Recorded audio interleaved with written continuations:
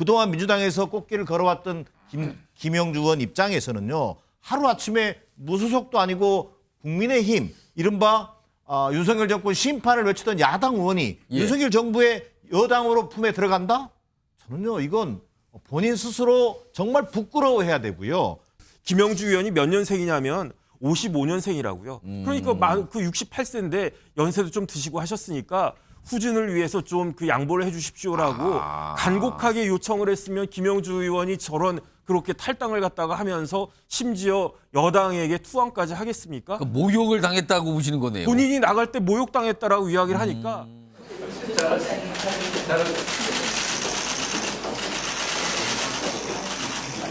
이어서 한동훈 꽃다발을 전달해 주시겠습니다. 박수로 환영해 주시면 고맙겠습니다.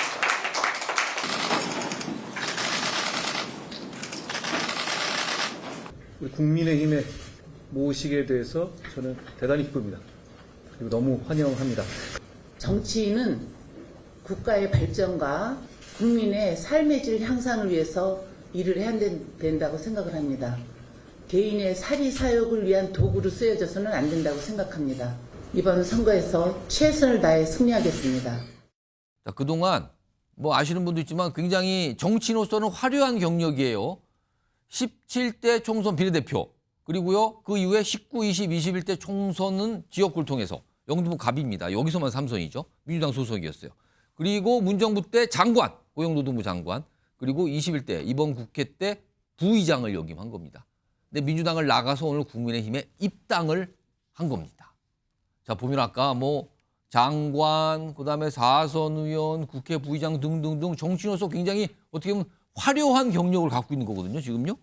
자, 이런 상황에서요, 오늘 입당식하고 기자들의 질문을 받았는데 몇 가지 좀 날이 선 질문들이 오늘 나왔어요. 그리고 설명을 좀 합니다. 들어보겠습니다. 저는 그때 지도부가 아니기 때문에 제가 거기에 가서 뭐 유세를 한다든가 거기에 참여하지는 않았습니다. 민주당 그 의원으로서 그 옆에 같이 참석만 했을 뿐이지 저는 그런 행동은 하지 않았습니다. 그게 꽃길을 걷지 않았습니다.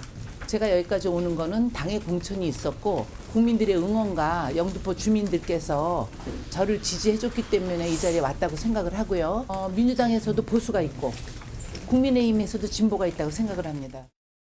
누가 비판하시죠? 어떤 이념적 지향이 다를까요? 정책적인 면에서 모든 게 다 같을 필요는 없어요. 저는 많은 부분에서 저희가 바라보는 지향점과 결코 다르지 않다고 생각합니다.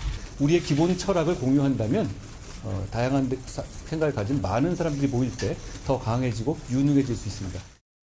아니, 그동안 꽃길만 걸으신 거 아닙니까? 그런데 꽃길만 걷지 않았다는 얘기가 나왔고요. 그리고 지난 보궐선거 유세 때, 강서구청장 보궐선거 때 그때 현 정부 무슨 타도한다는 취지, 현 정부에 대한 비판 발언을 하지 않았는데 본인은 유세 등 참여 안 했습니다.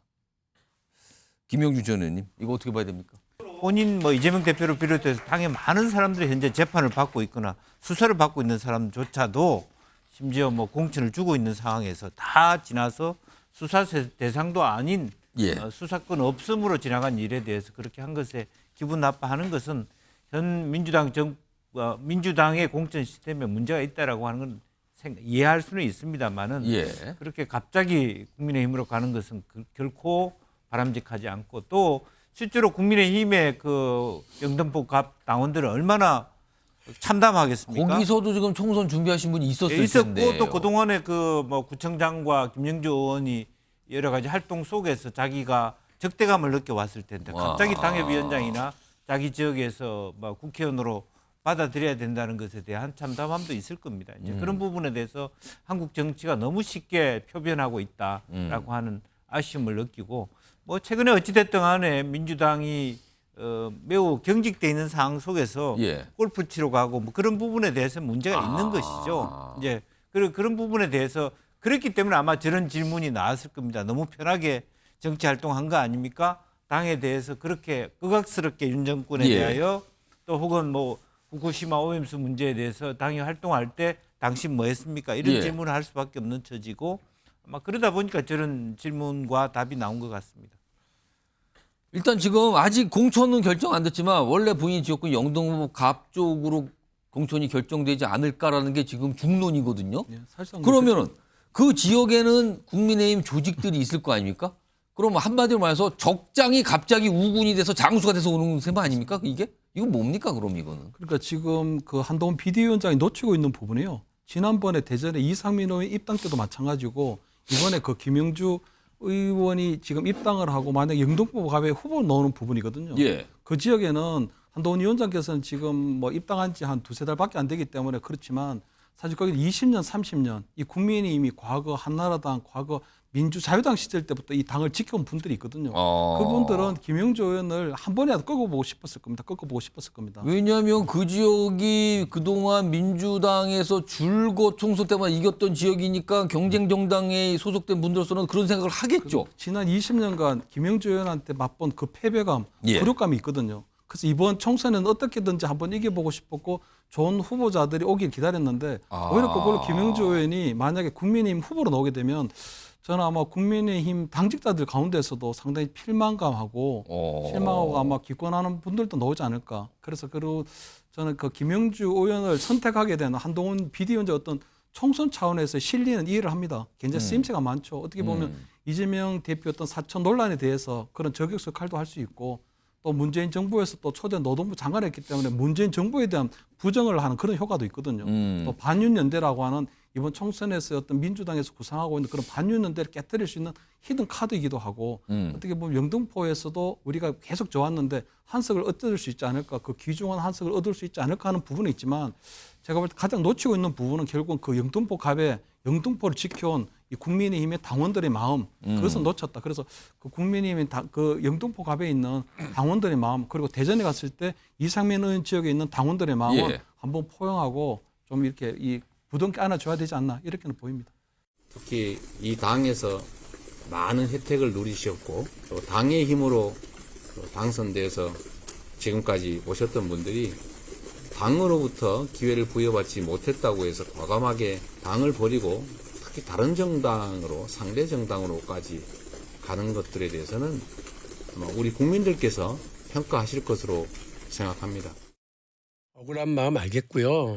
힘든 상태이신 것도 알겠지만 뭐 저는 안 그렇습니까? 이렇게 좀 모질게 말씀드려 죄송하지만 오늘만 살고 나만 살자고 하는 정치는 진짜 비루한 정치예요. 현 정부와 관련해서 어떤 현 정부에 추진한 정책관에서 민주당이 그동안 쓴소리를 많이 했는데 이와 관련해서 김영주 전 부의장, 김영주 의원도 한 얘기가 있을 거예요. 민주당의 입장에서. 이거 두고두고 회자되는 거 아닙니까 또? 뭐 불가피하죠. 얼마나 비루합니까? 민주당 의원 후보 지역에 유세를 갔는데 자기는 그냥 참석만 했을 뿐이다라고 얘기할 수밖에 없는 그 상황을 보면 금방 알 수 있습니다.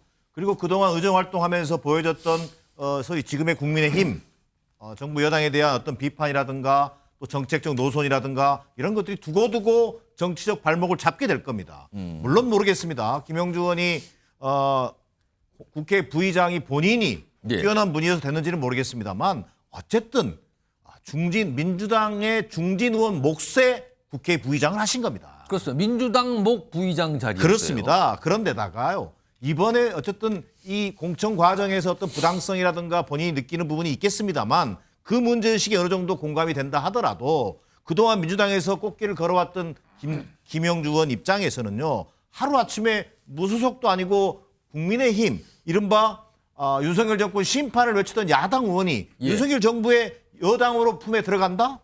저는요. 이건 본인 스스로 정말 부끄러워해야 되고요. 정말 입이 10개 있어도 말을 해서는 안 되는 것이 지금 정치의 어떻게 보면 원칙일 텐데 지금 오늘 이런 국민의힘 과정 입당 과정에서 보여준 모습은 저는 정치를 정말 희화화시키고 있다. 더 나아가서 저는 국민의힘의 한동훈 비대위원장에게도 얘기하고 싶어요. 이게 뭐냐면 빨간색 점퍼 입다가 점퍼를 그냥 바꿔 입으면 파란색에서 점퍼로 바꿔 입으면 국민의힘 후보가 되는 겁니까? 그것이 국민의힘 공천 과정에서 감동 있는 공천을 하겠다라고 하는 한동훈 비대위원장 공천 컨셉하고도 맞는 겁니까? 그저 한석이 아쉬워서 국민적 명분도 없고 설득력도 없는 정말 정치를 희화화시키는 저런 공천. 또 야당 중진을 갖다가 쓰는 5선 이상민, 4선 김영주 이런 재활용 공천으로 이번 공천을 망칠 셈입니까? 국회 부의장은요. 부총리급이고요. 우리나라 의전 서열이 9등이라고요. 그렇게 높은 자리에 있는 사람을 빵점이라고 만든 거거든요. 그러면 그 빵점짜리 부의장을 뽑은 그 민주당 의원들은 어떻게 되겠습니까?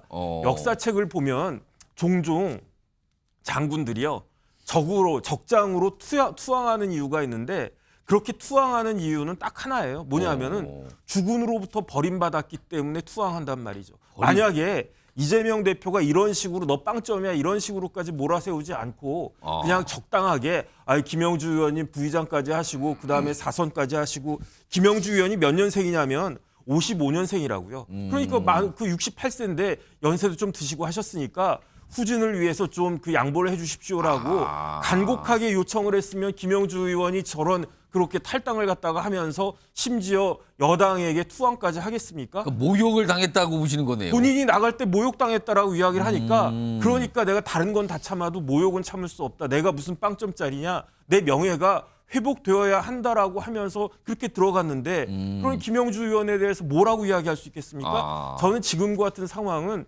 민주당과 이재명 대표가 자초한 것이다. 저는 그렇게 판단이 됩니다.